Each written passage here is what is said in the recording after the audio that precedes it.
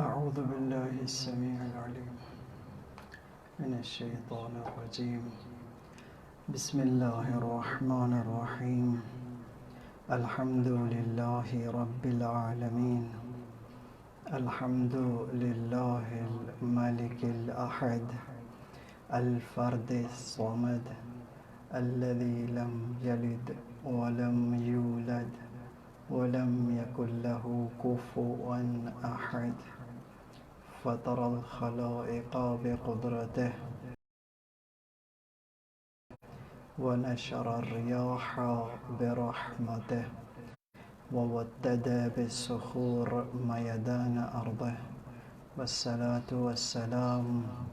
والتحية والإكرام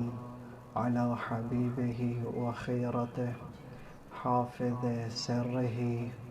ومبلغ رسالاته سيدنا ونبينا ومولانا أبي الزهراء المصطفى محمد اللهم صل وآله الأطيبين الأطهرين الغر الميامين المنتجبين المنتخبين الذين أذهب الله عنهم الرجس وطهرهم تطهيرا، ورحمة الله على محبيهم وشيعتهم أجمعين، ولعن الدائم على أعدائهم ومنكري فضائلهم وغاصبي حقوقهم أجمعين من الآن إلى قيام يوم الدين، وبعد. بسم الله الرحمن الرحيم. أطيعوا الله ورسوله ولا تنازعوا فتفشلوا وتذهب ريحكم واصبروا إن الله مع الصابرين. صدق الله العلی العظیم. سب سے پہلے بمناسبت شہادت رسول اللہ الاعظم صلی اللہ علیہ وآلہ وسلم اور شہادت امام مجتبی صلوات اللہ وسلامہ علیہ اور شہادت امام علی بن موسیٰ الرضا صاحب الامر صلوات اللہ وسلامہ علیہ کی خدمت میں اور آپ مومنین کی خدمت میں تعزیت پیش ہے. ہر مومن اور مسلم کا یہ وظیفہ ہے کہ وہ رسول مکرم اسلام صلی اللہ علیہ وآلہ وسلم کی معرفت حاصل کریں. اب آیا یہ وظیفہ بحصول معرفت وظیفہ ایمانیہ ہے یا وظیفہ عقائدیہ ہے یا وظیفہ اخلاقیہ ہے؟ ہر مومن کا آپ جس نہج پہ بھی قدم رکھیں تو ہر نہج میں ہر راستے میں چونکہ رسول خاتم صلی اللہ علیہ وآلہ وسلم مسلمان کے لیے اسوہ حسنہ ہیں، تو بس ضروری ہے کہ آن حضرت کی معرفت حاصل ہو. اگر ایمان کے راستے پہ چلتے ہیں، ایمان مکمل کرنا ہے تو آن حضرت کی معرفت حاصل کرنی ہوگی، یعنی ایمان و عقائد اپنا عقیدہ مضبوط کرنا ہے تو معرفت حاصل کرنی ہوگی. اور اسی طرح اگر وظیفہ ولائی کہیں، یعنی اپنی ولایت بے آن حضرت صلی اللہ علیہ وسلم اگر مکمل کرنا چاہتے ہیں تو بھی وظیفہ ہے مسلمان کا کہ اپنی معرفت مکمل کریں آن حضرت صلی اللہ علیہ وسلم کے حوالے سے. چونکہ تمام مجالات زندگی میں تمام اطراف زندگی میں حضرت صلی اللہ علیہ وآلہ وسلم ہمارے لیے اور تمام مسلمانوں کے لیے اسوہ حسنہ ہے. اور یہ حصول معرفت کا وظیفہ مزید سنگین ہو جاتا ہے کہ جب طرف مقابل اس معرفت کو شفافیت کے راستے سے ہٹا رہا ہو. بس اوقات یوں ہوتا ہے کہ آپ کسی شخصیت کی معرفت حاصل کرنا چاہتے ہیں، لیکن وہ شخصیت بلا مقابلہ ہے، یا ایسی شخصیت ہے کہ کوئی اس شخصیت کا مخالف نہیں ہے، یا کوئی اس کی شخصیت پہ پردہ ڈالنے والا نہیں ہے، کوئی بھی اس کی شخصیت کا معادی اور منکر اور مخالف نہیں ہے. تو انسان کے لیے بسا اوقات ایسی شخصیت کو حاصل کرنا، اس کی معرفت کو حاصل کرنا آسان ہوتا ہے. لیکن وہ شخصیت کہ جس کے دشمن بھی ہوں، جس کے ذکر کو چھپانے والے اور ذکر کو گدلا کرنے والے بھی موجود ہوں، اور چورا کاری چور بھی اس قدر زیادہ ہوں کہ اس شخصیت کے صفات کو چرا رہے ہوں اور فرامین کو چرا رہے ہوں، تو وہاں پر یہ وظیفہ جہاں سخت ہے، وہاں اس کی ذمہ داری بھی دوبالا ہو جاتی ہے کہ انسان اس شخصیت کی معرفت کو حاصل کرے اور کوشش کرے، کیونکہ بغیر کوشش کے ایسی شخصیت کی معرفت کو حاصل کرنا یا تو قدر ناممکن ہے یا بہت مشکل تر ہے.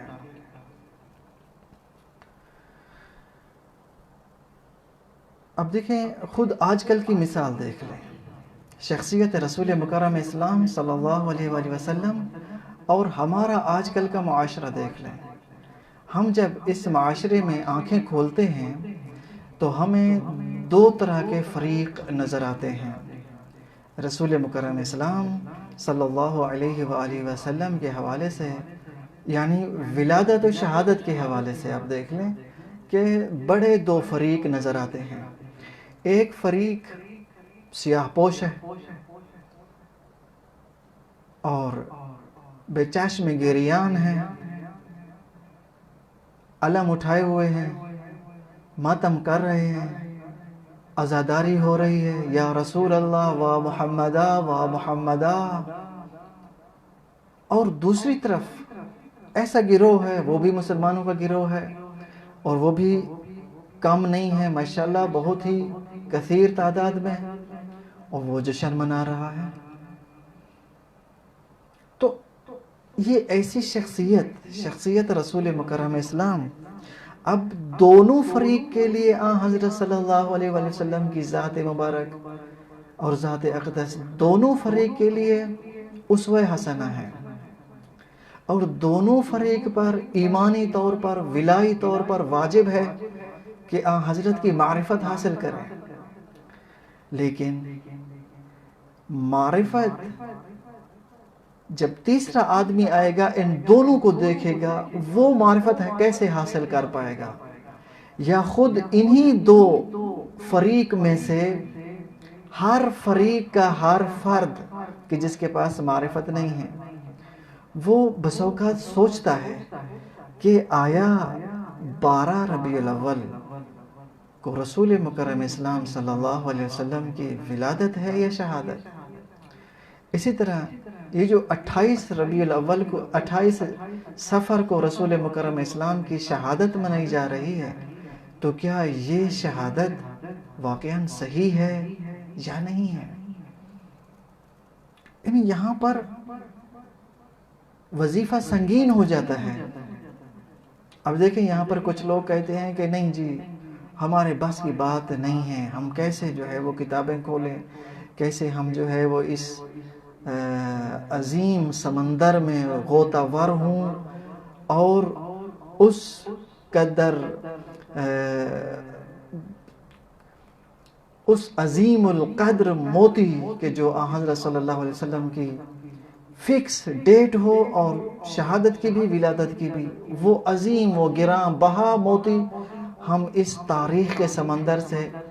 لے آئیں، ہمارے پاس کی بات نہیں ہے۔ اور کچھ حد تک وہ لوگ ٹھیک بھی کہتے ہیں کہ چونکہ تاریخ فقط پڑھ لینا یہ بھی کافی نہیں ہے۔ آپ نے تاریخ کی کتاب کھولی اور آپ نے اس کا مطالعہ شروع کر دیا تو بسا اوقات آپ کو کچھ چیزیں سمجھ آئیں گی یا آپ اپنی فکر کے مطابق سمجھ لیں گے یا ناقص سمجھ لیں گے، یہ کافی نہیں ہوتا۔ تو اس لیے ضروری ہے کہ تاریخ کو پڑھنے کے لیے، اور بالخصوص تاریخ انبیاء اور بالخصوص تاریخ رسول مکرم اسلام صلی اللہ علیہ وآلہ وسلم کو پڑھنے کے لیے ضروری ہے کہ استاد منتخب کیا جائے اور معین کیا جائے۔ ہمارے پاس استاد ہونا چاہیے کہ جو ہمیں حضرت صلی اللہ علیہ وآلہ وسلم کی تاریخ پڑھائے، اور یہ بھی ایک یعنی وہ گدلا پن، جس طرح عرض کیا ہے، گدلے پن کی ایک مثال یہی ہے کہ جس کو ہم ابھی لے کر چل رہے ہیں کہ ایک طرف سے حضرت صلی اللہ علیہ وسلم کی ولادت کے جشن منائے جا رہے ہیں، اور دوسری طرف سے حضرت صلی اللہ علیہ وسلم کے تعزیت کے علم اور سینہ زنی اور ماتمداری اور عزا ہے۔ تو تیسرا آنے والا بندہ جو ہے اس کو نہیں سمجھ میں آئے گا کہ میں اس فریق کی طرف جاؤں یا اس فریق کی طرف جاؤں۔ تو یہ بھی ایک تاریخ کی طرف سے سمجھیں یا ہمارا جو ہم نے معاشرہ بنایا ہے اس کی طرف سے سمجھیں۔ تو یہ گدلا پن ہے، یہ گدلا پن ہے، یعنی وہ شفافیت ہمیں نہیں مل پاتی کہ جو شفافیت ہمیں ملنی چاہیے۔ اسی طرح رسول مکرم اسلام صلی اللہ علیہ وسلم کی تاریخ کے حوالے سے اب دیکھیں، جب ہم تاریخ پڑھتے ہیں، جو ہی تاریخ کے چیپٹر میں وارد ہوتے ہیں تو ہمیں سب سے پہلا سبق کون سا ملتا ہے؟ ہجرت رسول مکرم اسلام صلی اللہ علیہ وآلہ وسلم۔ پہلی ہجری، دوسری ہجری، تیسری ہجری کے واقعات، چوتھی ہجری کے واقعات الی آخر۔ جبکہ اور ہمارا جو کیلنڈر ہوتا ہے وہ بھی ہجری کے مطابق ہوتا ہے۔ رسول مکرم اسلام صلی اللہ علیہ وسلم کی یعنی یہاں پر تاریخ کا ایک بڑا شاہد ہے کہ تاریخ کو رسول مکرم اسلام صلی اللہ علیہ وآلہ وسلم کی ولادت باسعادت کا علم نہیں ہے۔ تاریخ کیوں نہیں ہے؟ ایک نقطہ یہ ہے کہ چونکہ تاریخ اس وقت کافر تھی، تاریخ اس وقت مسلمان نہیں تھی کہ جب رسول مکرم اسلام صلی اللہ علیہ وآلہ وسلم کی ولادت باسعادت ہو رہی تھی۔ تو تاریخ، خود تاریخ میں حضرت کی ہجری سے واقعہ شروع ہوتے ہیں۔ اسی طرح اور بھی بہت سارے مصادیق موجود ہیں کہ جن کے ذریعے سے خود تاریخ حضرت صلی اللہ علیہ وسلم کو گدلا کیا گیا ہے، تاکہ شاید کہوں بہتر ہے، شاید یہ کہ مثلا مسلمان زیادہ متتبع کریں، کوشش کریں، یا یہ کہ مسلمانوں تک حضرت کی صحیح تاریخ نہ پہنچ پائے۔ واللہ العالم اس کے پیچھے کیا جو ہے ہاتھ ہیں یا ہتھ کنڈے ہیں کہ جن کی وجہ سے ایسے اعمال کیے گئے ہیں، جن کی وجہ سے تاریخ ہمارے لیے آج گدلی ہو گئی ہے، کہ نہیں شفافیت اور صاف نہیں ہے کہ مثلا ایک بندہ ایک کتاب اٹھائے، تاریخ اسلام اٹھائے یا تاریخ پیغمبر اکرم صلی اللہ علیہ وسلم اٹھائے اور اس کو پڑھ لے اور وہ اس کے لیے کافی ہو۔ ایسا نہیں ہے۔ لیکن جب ہم مطالعہ کرتے ہیں تاریخ کا تو وہاں پہ کچھ ایسی چیزیں ملتی ہیں کہ جن سے سمجھ میں آتی ہے کہ شاید یہ وہ عناصر ہیں کہ جن کی وجہ سے تاریخ میں گدلا پن آ گیا ہے اور تاریخ گدلی ہو گئی ہے، اور ہمارے لیے سمجھنا مشکل ہو گیا ہے۔ اب دیکھیں کہ یہودیت ایک عنصر یہودیت ہے، یہودیت کی آل اسماعیل کے ساتھ جو دشمنی چلتی آ رہی ہے اور چلتی آئی ہے، جس کو قرآن مجید نے صاف ذکر فرمایا ہے کہ یہودیوں نے نہ فقط یہ کہ وہ دل میں بغض رکھتے تھے آل اسماعیل کے لیے، چونکہ حضرت ابراہیم صلوات اللہ وسلم علیہ کے دو فرزندان تھے، ان میں سے ایک حضرت اسماعیل اور حضرت اسحاق۔ حضرت اسحاق میں سے حضرت یعقوب ہیں، اور حضرت یعقوب سے حضرت یوسف ہیں، اور حضرت یوسف پھر حضرت موسیٰ علیہ السلام، اور یہ انبیاء بنی اسرائیل یہ سارے حضرت اسحاق کی اولاد ہیں۔ اور رسول مکرم اسلام صلی اللہ علیہ وسلم اور حضرت کا پورا جو سلسلہ ہے وہ حضرت اسماعیل کے اولاد ہیں۔ اب یہودی کہ جو بنی اسرائیل تھے یا بنی اسرائیل سے ہٹ کر تھے وہ علیحدہ بحث ہے۔ جو یہودی ہیں ان کی اس خاندان یعنی اولاد اسماعیل کے ساتھ ایک عجیب دشمنی تھی، اور وہ اسی دشمنی کا اظہار بھی کرتے تھے، اور یہی وجہ ہے کہ جب اسلام آیا ہے تو انہوں نے یہ دیکھا ہے کہ ہاں یہ جو آخری نبی کہ جس کے بارے میں ہم نے یہ سنا تھا کہ یہ ایک آخری نبی آئیں گے اور ان کا اسلام دین ہوگا، اور وہ دین پوری دھرتی پر اور پورے عالم میں چھا جائے گا، اچھا وہ اولاد اسماعیل میں سے ہیں۔ تو وہی یہودی کہ جو حضرت صلی اللہ علیہ وسلم کے آنے سے پہلے حضرت کے وجود کے واسطے دے کر دعائیں مانگتے تھے، تاریخ میں موجود ہے کہ حضرت صلی اللہ علیہ وسلم کا واسطے دے کر دعائیں مانگتے تھے، پروردگارا آپ کو خاتم المرسلین احمد کا واسطہ، مثلا بارش نہیں ہے بارش برسا دے، رزق عطا فرما، اولاد عطا فرما، روزی عطا فرما وغیرہ۔ لیکن جو ہی حضرت صلی اللہ علیہ وآلہ وسلم تشریف لائے اور بالخصوص مبعوث برسالت ہوئے تو وہی یہودی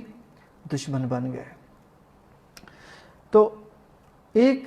یعنی یہاں سے کچھ سمجھا جا سکتا ہے کہ ایک یہودی سازش ہے کہ جس نے حضرت صلی اللہ علیہ وآلہ وسلم کی تاریخ کو گدلا کیا ہے، اور یہ یہودی سازش نئی سازش نہیں ہے، یہ بڑی پرانی سازش ہے۔ اور یہودی جب رسول مکرم اسلام صلی اللہ علیہ وسلم مبعوث برسالت ہوئے اور حکم ہوا کہ نماز پڑھیے، اور نماز بیت المقدس کی طرف رخ کر کے نماز پڑھیے، اور مسلمان بیت المقدس کی طرف رخ کر کے نماز پڑھتے تھے، تو یہودیوں کے پاس یہ بھی طعنہ زنی کے لیے کافی الفاظ تھے کہ بھئی ہاں دیکھو کیسا تمہارا دین ہے، تمہارا تو قبلہ ہی اپنا نہیں ہے، قبلہ بھی ہمارا استعمال کر رہے ہو، تمہارا تو قبلہ ہی نہیں ہے، تم لوگ قبلہ ہی ہمارا استعمال کر رہے ہو۔ تو پھر جب تحویل قبلہ کی آیت نازل ہو گئی کہ حکم ہوا کہ اپنا قبلہ خانہ کعبہ کو بنا دیجئے، اور نماز کے دوران مسلمان جو ہے خانہ کعبہ کی طرف مڑ گئے رسول مکرم اسلام، تو وہاں پھر بھی ان کے اعتراضات کم نہ ہوئے، وہ اعتراضات کرتے رہے، اور رسول مکرم اسلام صلی اللہ علیہ وآلہ وسلم کی زندگی چلتی رہی۔ تو آپ مکے کے حالات سے آگاہ ہیں کہ رسول مکرم اسلام کے ساتھ کس طرح مشرکین اور یہودی اور دیگر جو بالکل بے دین تھے، کس طرح رسول مکرم اسلام کے ساتھ سراپائے جنگ تھے، اور کتنی جنگیں حضرت صلی اللہ علیہ وآلہ وسلم کے ساتھ کی گئیں، اور حضرت کا کتنا وقت لگا جنگوں میں، اور کتنا شہادتیں ہوئیں، خون بہا جنگوں میں۔ تو خوب یہ دشمنی کہ جو شروع سے چلتی آ رہی تھی، یہ دشمنی حضرت صلی اللہ علیہ وآلہ وسلم کی زندگی میں برابر چلتی رہی، اور پھر اس دشمنی نے تھوڑا رخ چینج کیا۔ جو کچھ تاریخ میں سے سمجھ آتا ہے وہ اپنا سبق آپ لوگ کی خدمت میں سنائی دیتا ہوں، تاریخ سے جو سمجھا ہے۔ بہرحال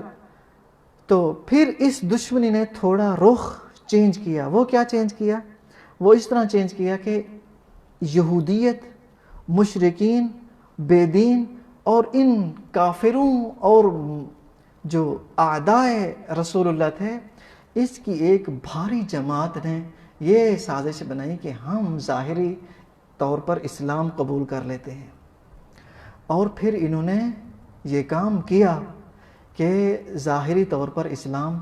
قبول کرنے لگے، اور آ کر ظاہری طور پر اسلام قبول کیا، اور آ کے کلمہ پڑھا،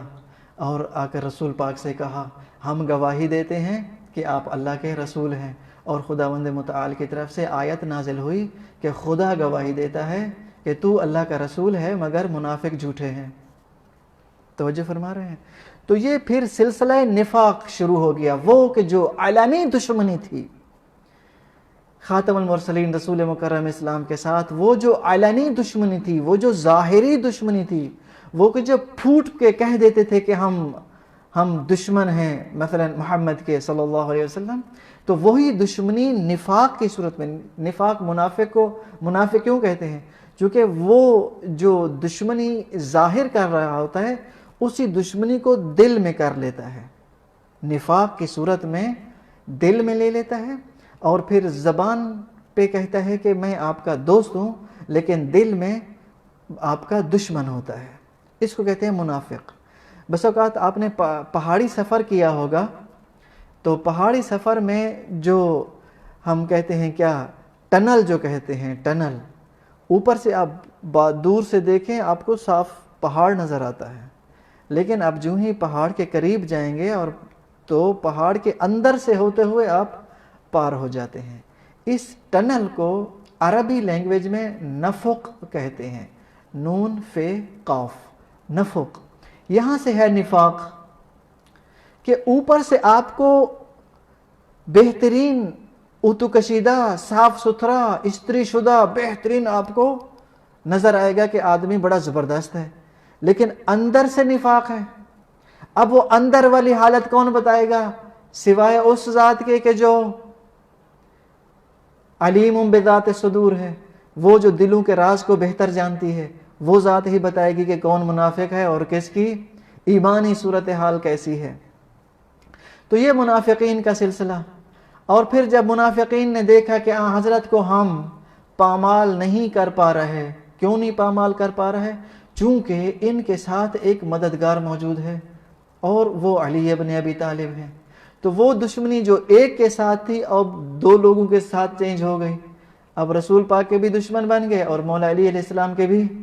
دشمن بن گئے، چونکہ کئی ایک ایسے مقامات تھے کہ اگر علی نہ ہوتے تو بزعم خیش وہ اپنے حوالے سے رسول پاک کو شہید کرنے میں کامیاب ہو جاتے، تو چونکہ امیر المومنین وہاں موجود تھے تو رسول مکرم اسلام کو وہ شہید کرنے میں کامیاب نہ ہو سکے۔ تو آپ دیکھیں کہ ایک شخصیت کہ جو آپ کو ہدف سے مانے ہے، اب آپ کا ہدف اچھا ہدف ہے، آپ کا ہدف برا ہدف ہے، نستجیر باللہ، کوئی ہدف ہے، ایک درمیان میں ایک واسطہ ہے جو آپ کے ہدف کو پہنچنے سے مانے ہے۔ آپ کی کیا رائے ہے اس مانع کے حوالے سے؟ ایک مانع ہے درمیان میں، ایک حائل ہے درمیان میں کہ جو ایک دشمن کو حضرت تک نہیں پہنچنے دے رہا۔ تو کیا وہ دشمن کہ جو حضرت صلی اللہ علیہ وآلہ وسلم کا دشمن ہے، وہ کیا امیر المومنین کو دوست بنائے گا؟ ہرگز نہیں۔ وہ امیر المومنین صلوات اللہ وسلم علیہ کا ویسے ہی دشمن رہے گا کہ جس طرح رسول مکرم اسلام صلی اللہ علیہ وآلہ وسلم کا دشمن ہے، چونکہ وہاں تک اپنے ہدف تک، اپنے ٹارگٹ تک نہیں پہنچ پا رہا، یہ درمیان میں حائل موجود ہے۔ فقط یہ کہ یہ حائل ختم ہو تب جا کے جا پہنچے گا۔ اب یہ حائل کب ختم ہوگا؟ وہ تو کہتا تھا کہ بھئی دشمن نے یہ کہا تھا کہ یہ تو بے اولاد ہے، اور بے اولاد کی وجہ سے جو ہے وہ بس یہ جب مر جائے گا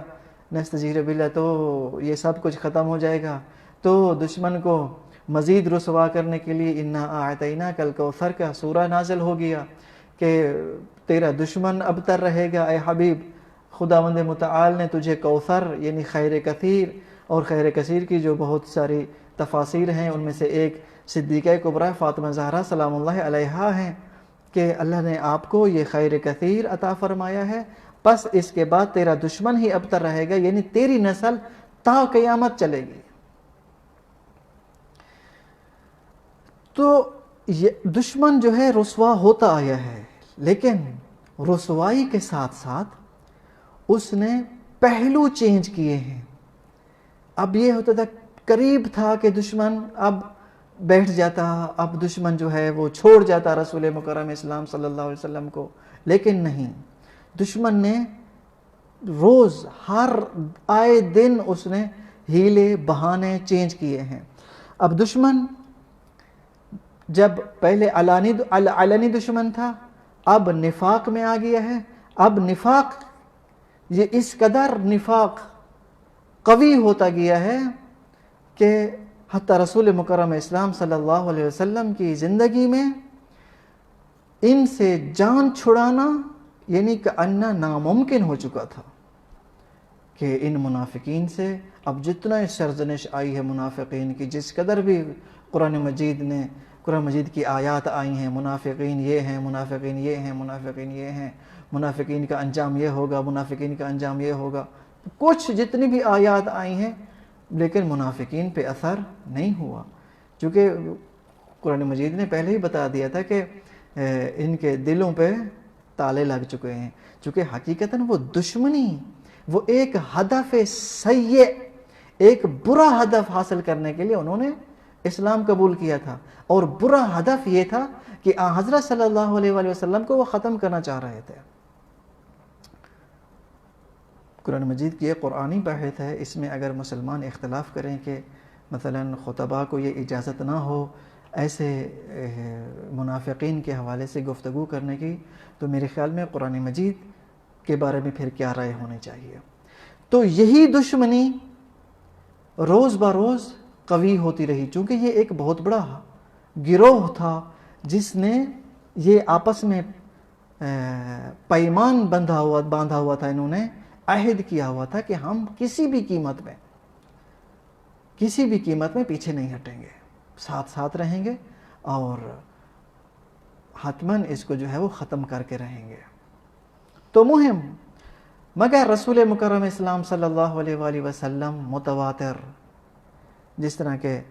قرآن مجید کی آیات بتا رہی ہیں، اسی طرح جس طرح جنگ کا حکم آتا ہے جنگیں کرتے ہیں، اور جو جنگ رسول مکرم اسلام پر حکم آتا ہے اور حضرت جنگ کرتے ہیں، وہ جنگ ابتدائی نہیں ہوتی بلکہ جنگ دفاعی تھی۔ جتنی بھی جنگیں حضرت نے کی ہیں جنگیں دفاعی تھیں، مسلمانوں کا دفاع تھا۔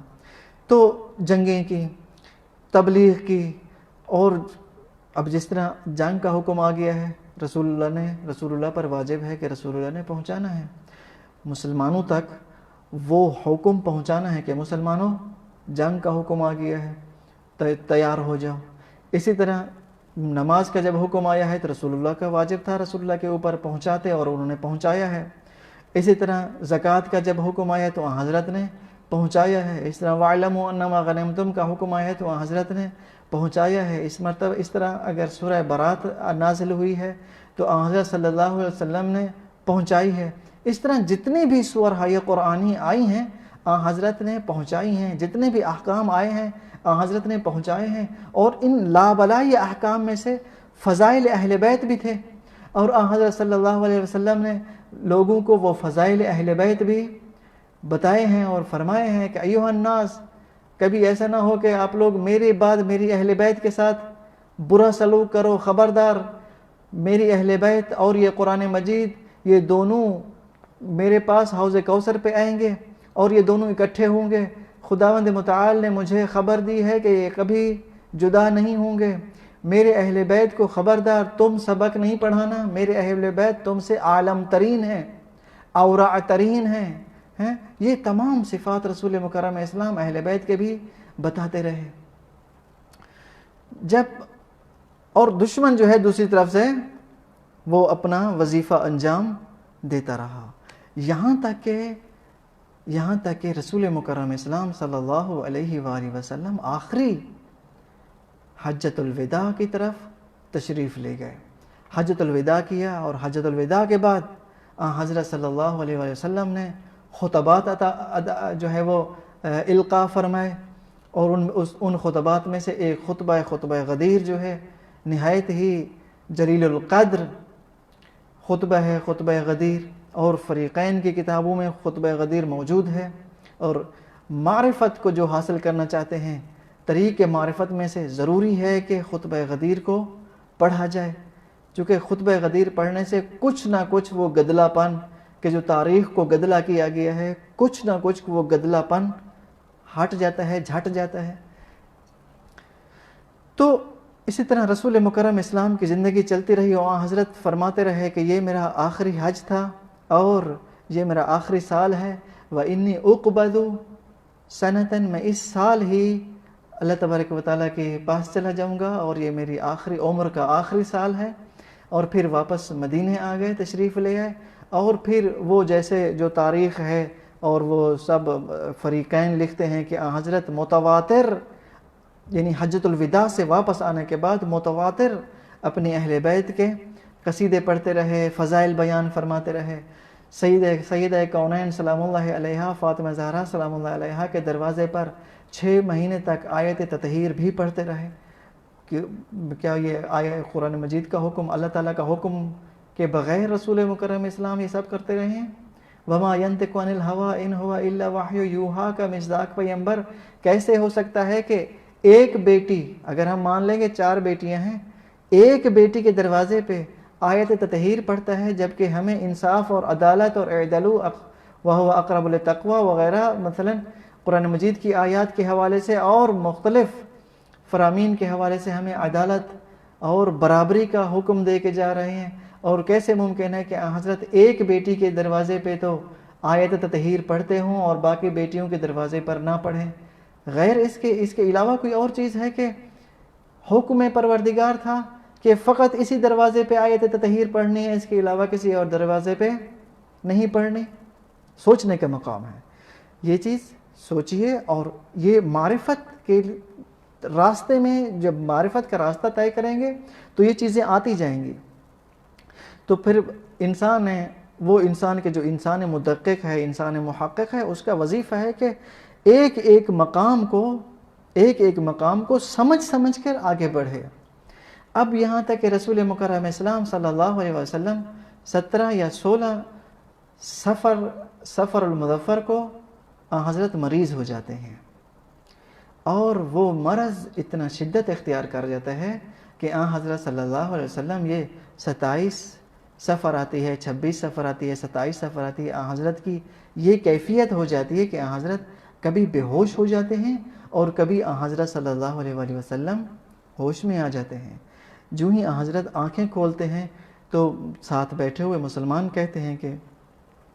الحمدللہ، اور جو ہی رسول مکرم اسلام غش کھا جاتے ہیں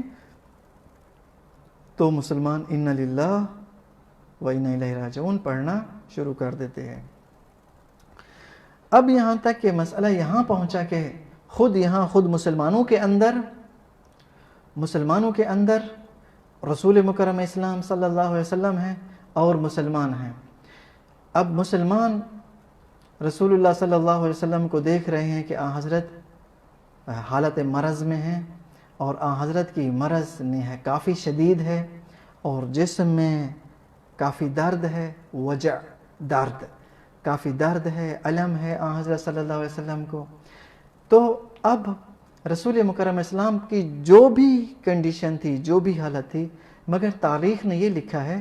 کہ آخری دن بھی رسول مکرم اسلام صلی اللہ علیہ وسلم اپنی اس شدت مرض میں ٹیک لگا کے گئے ہیں اور نماز پڑھائی ہے، جبکہ بعض منابع کہتے ہیں کہ فلاں نے جو ہے وہ رسول اللہ صلی اللہ علیہ وسلم کی جگہ پر نماز پڑھائی۔ رسول اللہ صلی اللہ علیہ وسلم نے جا کر جو آخری نماز پڑھائی، اور نماز پڑھانے کے بعد رسول اللہ نے ایک مرتبہ مڑ کر پیچھے دیکھا اور فرمایا ایھا الناس، اے لوگو، آگ بھڑکائی جا چکی ہے اور فتنہ بہت بڑھ چکا ہے، تو ضروری ہے،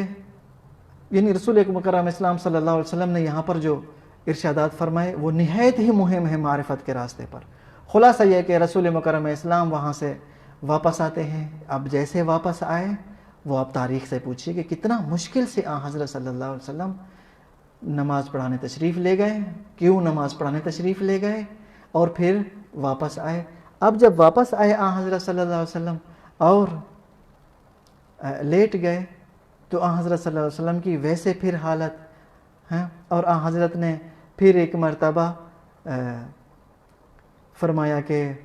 حلمو. اب روایت چونکہ مختلف ہے, یہ روایت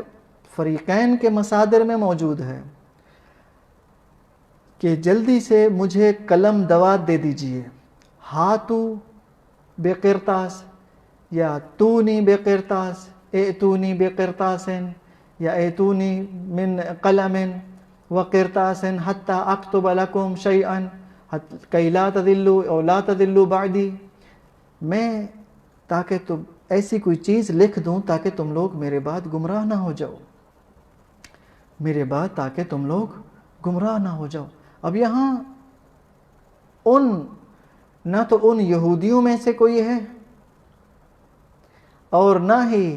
میرے اپنے عقیدے کے مطابق نہ ہی ان منافقین میں سے کوئی ہے. رسول مکرم اسلام صلی اللہ علیہ وسلم کے ارد گرد فقط رسول مکرم اسلام ہیں اور تاروں کی مانند اصحاب ارد گرد بیٹھے ہیں اور رو رہے ہیں, اور یہاں رسول مکرم اسلام صلی اللہ علیہ وسلم قلم دوات مانگ رہے ہیں کہ قلم دے دیں, دوات دے دیں, میں کچھ لکھ کے دے دوں تاکہ تم لوگ میرے بعد گمراہ نہ ہو جاؤ. اور یہاں پر اس سے پہلے ایک چیز موجود ہے کہ جس کو عرض کیے دیتا ہوں, وہ یہ کہ جناب زید ابن حارثہ کے بارے میں جانتے ہیں, تقریباً مسلمان جانتے ہیں, اور فریقین کے ہاں معتبر ہیں جناب زید ابن حارثہ.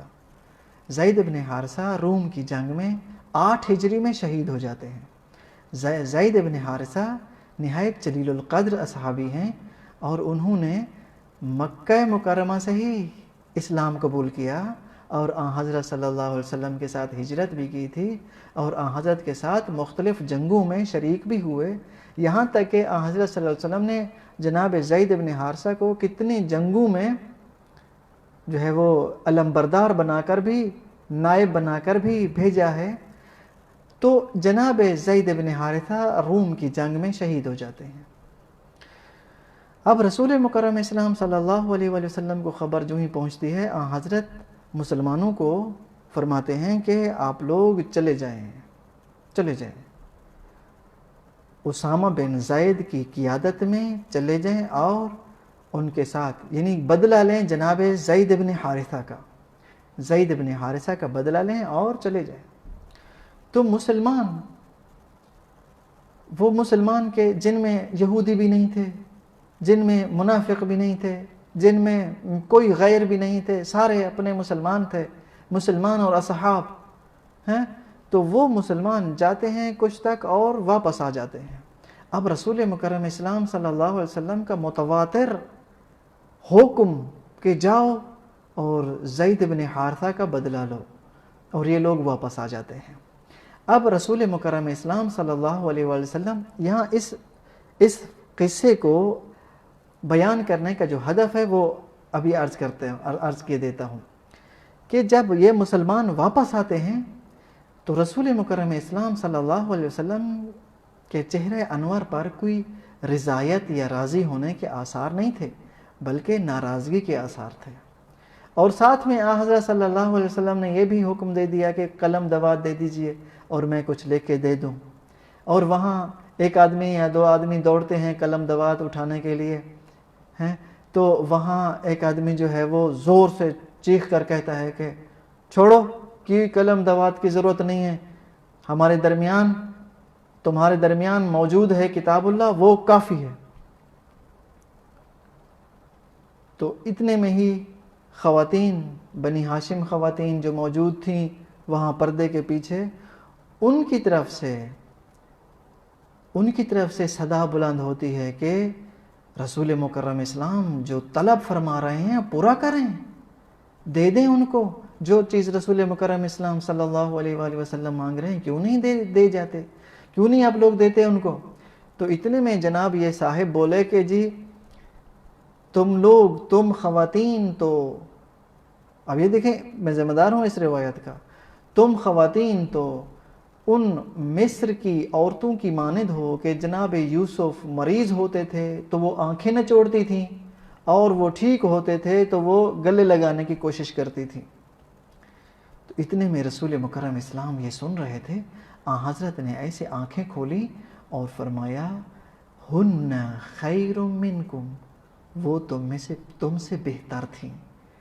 وہ خواتینیں یعنی زنان مصر، بالآخر حضرت ایک نبی اور بزرگ ترین نبی کی ایک محبت کرنے والی تھی، وہ تم سے بہتر تھی۔ پھر حضرت صلی اللہ علیہ وسلم غش کھا جاتے ہیں، اور پھر یہ نزاع یہاں پر یہ ایک تعلیقہ ہے کہ پھر رسول مکرم اسلام صلی اللہ علیہ وآلہ وسلم نے دوسری مرتبہ کیوں نہیں قلم دوات مانگا؟ تو یہاں پر بعض مورخین نے اپنی طرف سے ایک اندیہ دیا ہے کہ اگر رسول مکرم اسلام صلی اللہ علیہ وآلہ وسلم دوسری مرتبہ یا تیسری مرتبہ وہی طلب دہراتے کہ مجھے قلم دوات دے دیجئے، تو قریب تھا کہ جنگ چھڑ جاتی رسول اللہ کے اس حالت احتضار میں۔ رسول اللہ جان کنی کی حالت میں ہیں اور اپنے پروردگار کی طرف سفر کرنا چاہ رہے ہیں، اور مسلمانوں کی اس وقت جنگ چھڑ جانی تھی، اور نہ فقط یہ کہ اصحاب لوگوں کی، رجال کی، مردوں کی، بلکہ قریب تھا کہ یہ جنگ خواتین اور مردوں کی چھڑ جانی تھی، چونکہ خواتین پوشتے پردہ زور زور سے کہہ رہی تھیں کہ وہ چیز جو رسول مکرم اسلام صلی اللہ علیہ وآلہ وسلم مانگ رہے ہیں اس کو دے دو، اور ادھر سے یہ کہا جا رہا تھا کہ تم خواتین جو ہے وہ یوسف علیہ السلام پہ جس طرح عاشق ہو گئی تھی، تم بھی اسی طرح، بس حسبنا کتاب اللہ، اللہ کی کتاب کافی ہے، اور بس اور کسی چیز کی ضرورت نہیں ہے۔ اور اگر اتنا ہوتا تو پھر مشکل نہیں تھی۔ آگے جو کلمات ہیں نہایت دردناک ہیں، انہو لیہجر، انہو لیہجر، یہ اپنے شدت بخار کی وجہ سے اور شدت علم کی وجہ سے ایسے یعنی بڑبڑا رہے ہیں، یا ایسی باتیں کر رہے ہیں، بپھر رہے ہیں، نستجیر باللہ۔ البتہ بعض اہل سنت کی برادران کی کچھ کتابوں میں اس چیز کو کہ جو صاحب ہیں اس عمل کے، جنہوں نے یہ عمل کیا کہ روک دیا کہ بھئی کوئی نہ لائے قلم و دوات، جناب اہل سنت کی کچھ کتابوں میں اس کو فضیلت ذکر کی گئی ہے، یہ فضیلت کے طور پر اس چیز کو ذکر کیا گیا ہے کہ یہ ان جناب کی فضیلت ہے۔ بھی کیسے فضیلت ہے؟ ہاں، فضیلت اس طرح ہے کہ وہ رسول مکرم اسلام صلی اللہ علیہ وسلم کے حالات سے بہتر واقف تھے، اور رسول مکرم اسلام دیکھیں بھی کس طرح توجیہ ہو رہی ہے، رسول مکرم کے حالات سے بہتر آگاہ تھے، اور وہ جانتے تھے کہ رسول اللہ کے جو ہے وہ صحت ٹھیک نہیں ہے۔ اب نہیں پتا تھا کسی کو کہ رسول پاک کیا لکھ دیں، تو رسول مکرم پر چونکہ ان کو شفقت آ گئی تو انہوں نے قلم دوات سے روک دیا، خبردار کوئی قلم دوات نہ لے، تاکہ کہیں ایسا نہ ہو کہ ایسا ویسا کلمہ رسول اللہ سے لکھا جائے تاکہ جو ہے وہ کہیں کام خراب نہ ہو جائے۔ نستجیر باللہ، یعنی یہ لوگ رسول اللہ سے زیادہ دانا تھے، وہ رسول کی جس کی حفاظت ملائکہ کرتے ہیں، اور کہیں رسول اللہ صلی اللہ علیہ وسلم کو کہیں ذہنی حوالے سے بھی کہیں ادھر ادھر نہیں ہونے دیتے، اور یہ رسول اللہ کی اپنی اختیاری، رسول اللہ کے اپنے اعمال کی وجہ سے اور حضرت کے اپنے کشادہ قلبی اور نورانیت کی وجہ سے ہے کہ خداوند متعال نے ان کو گارڈنگ دی ہوئی ہے ملائکہ کی۔ تو مہم یہاں پر ایک سوال پھر اٹھتا ہے، جی اگر باقی اصحاب نے قلم دوات نہیں دیا تھا تو پھر امیر المومنین علی ابن ابی طالب یا علی رضی اللہ تعالیٰ عنہ تو موجود تھے، انہوں نے کیوں نہیں اٹھ کے قلم دوات دے دیا؟ تو اس لیے میں عرض کر کے دیتا ہوں کہ تھوڑا تاریخ کا مطالعہ کیجئے، اور نہ فقط یہ کہ مطالعہ کیجئے بلکہ معرفت حاصل کیجئے، اور اس طرح یہی عرض کیا ہے کہ تاریخ کو گدلا کیا گیا ہے تاکہ ہم سے پہچانی نہ جائے۔ بابا جب رسول مکرم اسلام صلی اللہ علیہ وآلہ وسلم نے اپنے تمام اصحاب کو یہ حکم دیا ہے، یہ حکم دیا ہے، اور حکم جو ہوتا ہے وجوب پر دلالت کرتا ہے، اور جو وجوب پر عمل نہیں کرتا وہ فعل حرام کا مرتکب ہوتا ہے۔ جب حکم دیا ہے آن حضرت نے کہ چلے جاؤ اور زید بن اسامہ کے جو ہے زید بن حارثہ کے جو ہے وہ بدلہ لو خون کا، جناب اسامہ بن زید کی قیادت میں، تو مسلمان نافرمانی تو کر چکے تھے۔ یہاں جہاں رسول مکرم اسلام نے ان کو بھیجا تھا تمام اصحاب کو، وہاں رسول مکرم اسلام صلی اللہ علیہ وسلم نے امیر المومنین صلوات اللہ وسلم علیہ کو بھی کسی کام کے لیے بھیج دیا تھا۔ رسول مکرم اسلام صلی اللہ علیہ وسلم نے جب اپنے تمام اصحاب کو بھیجا ہے جناب زید بن حارثہ کے بدلہ لینے کے لیے، وہاں رسول مکرم اسلام نے کچھ دیر پہلے، یعنی اس قصے سے، اس واقعے سے، کرتاس مانگنے سے پہلے، قلم دوات مانگنے سے کچھ دیر پہلے رسول مکرم اسلام صلی اللہ علیہ وسلم نے امیر المومنین کو بھی بھیج دیا تھا کسی کام۔ مولا علی وہاں موجود نہیں تھے۔ تاریخی مصادر یہی بتاتے ہیں کہ علی رضی اللہ تعالیٰ عنہ موجود نہیں تھے وہاں، امیر المومنین وہاں موجود نہیں ہیں جب رسول مکرم اسلام صلی اللہ علیہ وآلہ وسلم کاغذ اور قلم مانگ رہے ہیں۔ پھر عرض کیے دیتا ہوں، جو لوگ یہ اعتراض کرتے ہیں کہ علی مولا تو وہاں موجود تھے، وہ قلم دوات اٹھا کے دے دیتے، تو اس کا جواب عرض کیے دیتا ہوں، مولا وہاں موجود نہیں تھے، اس لیے تو ضرورت پڑی وہ خواتین بولیں بنی ہاشم کی کہ جو چیز رسول اللہ مانگ رہے ہیں کیوں نہیں دیتے؟ توجہ فرما رہے ہیں۔ تو جب یہ جدال کی صورتحال بننے لگی، اور بالخصوص خواتین اور اصحاب کے درمیان، تو وہاں رسول مکرم اسلام صلی اللہ علیہ وآلہ وسلم نے ایک مرتبہ ناراض ہو کے فرمایا، قوموا انی، اٹھ جاؤ یہاں سے، چلے جاؤ یہاں سے، یہ جائے جدال نہیں ہے، یہ مکان جدال نہیں ہے، یہ خلاف اور لڑنے اور جھگڑنے کی جگہ نہیں ہے۔ یہ نہایت ہی دردناک چیز ہے کہ ایک آدمی جان کنی کی حالت میں ہے اور اس کے ساتھ بیٹھ کے ذکر کرنا ہوتا ہے، اس کے ساتھ بیٹھ کے پوچھنا ہوتا ہے آپ کی کوئی حاجت ہے ہم برآوردہ کر دیں، آپ کی کوئی وصیت ہے ہم پوری کر دیں، آپ کچھ فرمانا چاہتے ہیں ہم اس کو تاکہ مطمئن کر کے اس دنیا سے بھیجا جائے۔ لیکن افسوس، صد افسوس کہ مسلمان ہیں اور اصحاب ہیں، اور درمیان میں رسول مکرم اسلام صلی اللہ علیہ وآلہ وسلم ہیں کہ جو حالت جان کنی کی حالت میں ہیں، نزاع نفس، نزاع روح کی حالت میں ہیں۔ آپ پڑھتے ہیں قرآن مجید کا سورہ والنازعات غرقا، کس طرح جان کنی کی حالت ہوتی ہے۔ جب جناب عزرائیل کسی کی روح کھینچتے ہیں تو جان کنی کی حالت ہوتی ہے، تو یہ کتنا شدید اور دردناک حالت ہوتی ہے، چونکہ انسان کی روح انسان کے پورے بدن میں ہے، چھوٹے چھوٹے جتنے بھی اعضاء ہیں، انگلیاں ہیں، پورے ہیں، جتنے بھی انسان کی اعضاء ہیں، تمام اعضاء میں روح موجود ہے۔ اور جب جناب عزرائیل روح کھینچتے ہیں، یہ تو ہم کہتے ہیں نا، مثلا اشارہ کر رہا ہوں، روح کھینچتے ہیں، یہ تو مادی ہے۔ جب وہ روح کھینچتے ہیں، جس طرح ان کو حکم ہوتا ہے، یعنی وہ امر ہوتا ہے کہ مثلا روح امر ربی ہے، جب پروردگار کا حکم آتا ہے آ جاتا ہے، پروردگار کا حکم ہوتا ہے چلا جاتا ہے، تو جب وہ کھینچ کے جاتا ہے واپس، وہ کیا حالت ہوتی ہے انسان کی، کتنی دردناک حالت ہے انسان کی۔ اور خاتم المرسلین صلی اللہ علیہ وآلہ وسلم اس حالت سے گزر رہے ہیں کہ آن حضرت جان کنی کی عالم میں ہیں، آن حضرت جان دے رہے ہیں، اور ایک خواہش فرما رہے ہیں، آتونی شیئن من قرطاس، یا کچھ کرتاس، کاغذ، قلم دے دیجئے، میں کچھ لکھ کے دے دوں۔ تو وہاں پر حسبنا کتاب اللہ، اور اختلاف چھڑ جاتا ہے۔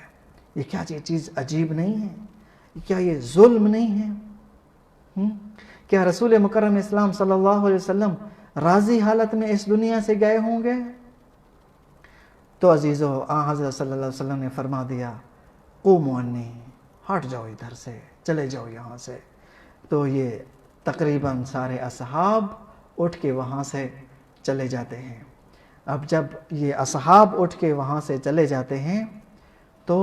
اب رسول مکرم اسلام ہیں، اور رسول مکرم اسلام کے وہ اپنے قریبی خاندان والے ہیں جو حضرت صلی اللہ علیہ وسلم کے ساتھ بیٹھے ہوئے ہیں، اور وہ کہ جو دن رات بیٹھے رہتے تھے حضرت صلی اللہ علیہ وسلم کے ساتھ۔ تو ایسا ماحول بن گیا کہ حضرت کے فقط اپنی فیملی بچ گئی، باقی تمام اصحاب چلے گئے۔ کہاں چلے گئے؟ چونکہ وہاں سقیفے کا اعلان ہو چکا تھا، کون ہے جس نے رسول مکرم اسلام کے بعد کا خلیفہ بننا ہے، اور وہ تفصیلات اپنی جگہ پر۔ مسلمان تقریباً چاہے مہاجرین ہوں چاہے وہ انصار ہوں، سقیفے میں شرکت کرنے کے لیے چلے گئے تھے، اور رسول مکرم اسلام صلی اللہ علیہ وسلم کے جنازے میں بھی شرکت نہیں کر سکے۔ تو اتنی ہی دیر میں مجھے تو ایسا لگتا ہے کہ حضرت صلی اللہ علیہ وآلہ وسلم کو اس شخصیت کا انتظار تھا کہ جس کے بغیر نہ تو سفر شروع کرتے تھے اور نہ ہی سفر سے جب واپس آتے تھے اس کے ملے بغیر کسی کو نہیں ملتے تھے۔ صدیقہ کبریٰ فاطمہ زہرا سلام اللہ علیہا کو مل کر جاتے تھے، الوداع کر کے جاتے تھے اگر سفر پہ جاتے تھے، اور جب سفر سے واپس آتے تھے تو بھی بی بی عالم مخدوم کونین فاطمہ زہرا سلام اللہ علیہا کو پہلے آ کر ملتے تھے، اور باقی بعد میں باقیوں سے ملتے تھے۔ اب یہ جو کنڈیشن بن گئی ہے، یہ جو حالت بن گئی ہے، لگتا ایسے تھا کہ رسول مکرم اسلام صلی اللہ علیہ وآلہ وسلم اپنی بیٹی کا انتظار فرما رہے ہیں، اور تھوڑی سی دیر ہی گزری تھی کہ روتی ہوئیں اور کچھ اشعار جناب ابو طالب کی تلاوت کرتی ہوئیں جناب فاطمہ زہرا سلام اللہ علیہا نمودار ہوئیں، آ کر اپنے بابا کے پاس روتے روتے بابا کے پاس پہنچیں اور غم سے نڈھال تھیں اور اشعار جناب ابو طالب پڑھ رہی تھیں۔ تو رسول مکرم اسلام صلی اللہ علیہ وآلہ وسلم نے جو ہے دیکھا تو فرمایا یا ابنتی، یہ اشعار کے جن کا مطلب یہ بنتا ہے وَأَبْيَضٌ يُسْتَسْقَى بِهِ الْغَمَامُ، وہ ابیض، وہ سفید چہرہ، وہ خاتم مرسل کہ جس کی برکت سے وہ ہادیان دین بھی خیرات لیتے ہیں، وہ اس جہان سے آج رخصت ہونے جا رہا ہے۔ تو بی بی روتے ہوئے ان اشعار کو پڑھتے ہوئے اپنے بابا کی بارگاہ میں حاضر ہوئیں۔ رسول مکرم اسلام نے جو ہی اپنی بیٹی کی طرف دیکھا تو فرمایا فاطمہ ابنتی، اے میری پیاری بیٹی، اس کی بجائے یہ اس قرآن مجید کی اس آیت کی تلاوت کیجئے، وما محمد الا رسول قد خلت من قبلہ الرسل فإن مات او قتل لانقلبتم الى اعقابکم۔ اس کا ترجمہ مفہومی یہ بنتا ہے کہ محمد اللہ کے رسول ہیں، اگر یہ رسول فوت ہو جائیں یا شہید کر دیے جائیں تو تم لوگ پس پشت وہی کفر اختیار کر جاؤ گے۔ شاید مورخین کہتے ہیں کہ شاید اپنی بیٹی کو اپنے بعد کے حالات سے آگاہ فرما رہے ہوں کہ فاطمہ میرے بعد جو تیرے ساتھ ہونے والا ہے وہ نہایت ہی سنگین ہے، چونکہ تو ابھی تک بابا کی آغوش میں تھی اور بابا کی محبت میں تھی، اب یہ نہیں سمجھنا کہ میرے بابا کے بعد سب کے سب میرے بابا کے اصحاب ہیں، بلکہ قرآن مجید یہ فرما رہا ہے انقلبتم علی اعقابکم، بلکہ وہ پس پشت واپس اپنے آباء و اجداد کے دین پہ جا چکے ہیں۔ فاطمہ میرے بعد صبر کرنا، اگر تیرا حق چھن جائے صبر کرنا۔ صلی اللہ علیہ یا رسول اللہ، صلی اللہ علیہ یا خاتم النبیین، صلی اللہ علیہ یوم ولدت و یوم استشہدت و یوم تبعث حیا، صلی اللہ علیہ یا مولائی یا حسن ابن علی المجتبی، صلی اللہ علیہ یا مولا۔ السلام علیکم ورحمۃ اللہ وبرکاتہ۔ امن یجیب المضطر اذا دعاہ ویکشف السوء، امن یجیب المضطر اذا دعاہ ویکشف السوء، أمن يجيب المضطر إذا دعاه ويكشف السوء أمن يجيب المضطر إذا دعاه ويكشف السوء اللهم عافنا وشاف مرضانا وتب علينا إنك أنت التواب الرحيم وصلی اللہ علی سیدنا محمد وآلہ الطاہرین۔ پروردگارہ بحق محمد و اہل بیت محمد جن مومنین نے شرکت فرمائی ہے، پروردگارہ ان مومنین کی تمام نیک حاجات کو پورا فرما۔ پروردگارہ بحق محمد و اہل بیت محمد ہمارا خاتمہ بالخیر فرما۔ بحق محمد و اہل بیت محمد رسول مکرم اسلام صلی اللہ علیہ وآلہ وسلم کی سیرت و تاریخ کو پڑھنے اور عمل کرنے کی توفیق عطا فرما۔ پروردگار بحق محمد و اہل بیت محمد سیرت رسول مکرم اسلام صلی اللہ علیہ وسلم کی معرفت ہمارے لیے آسان فرما۔ صاحب الامر بحق محمد و اہل بیت محمد، پروردگار صاحب الامر عجل اللہ تعالی فرجہ الشریف کو ہم سے راضی و خوشنود فرما۔ بحق محمد و اہل بیت محمد، پروردگارہ ہماری ان گناہگار آنکھوں کو مولا کی زیارت سے مشرف فرما۔ اس قلیل عبادت کو ہماری اپنی بارگاہ میں قبول و مقبول فرما۔ ربنا تقبل منا انک انت السمیع العلیم بجاہ محمد وآلہ الطاہرین۔ اللہم صلی